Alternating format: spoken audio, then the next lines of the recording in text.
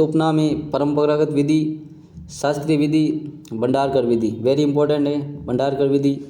सर्वप्रथम राम गोपाल कृष्ण भंडारकर ने संस्कृत में इसका विधि का प्रयोग किया था और इस विधि के प्रवर्तक राम गोपाल कृष्ण भंडारकर हैं और इस विधि को भी परोक्ष विधि, अप्रत्यक्ष विधि भी कहा जाता है। इस विधि के अंतर्गत मातृभाषा के माध्यम से नवीन भाषा का ज्ञान देना, कोई भी भाषा के साथ अन्य भाषा का ज्ञान मातृभाषा में देना। इसे भारत देश में इस विधि का प्रयोग अन्य भाषाओं को सिखाने के लिए किया जाता है और व्याकरण को भाषा की आत्मा कहा जाता है।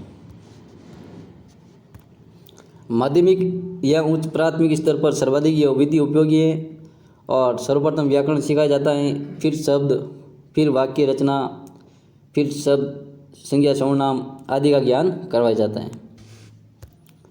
और इस विधि के दोष हैं, बोलने का अभ्यास नहीं होता है इस विधि में और यह विधि रटन प्रवृत्ति पर बल देती है और भाषा का व्यवहारिक पक्ष उपेक्षित रहता है और यह विधि अमनोवैज्ञानिक है तथा अरुचिकर विधि है क्योंकि यह रटने पर बल देती है।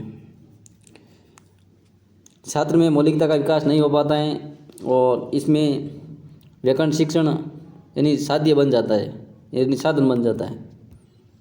अब इसका क्वेश्चन है, भंडारकर विधि का सर्वप्रथम प्रयोग किस भाषा में किया गया था? तो इसका आंसर है संस्कृत भाषा में इस विधि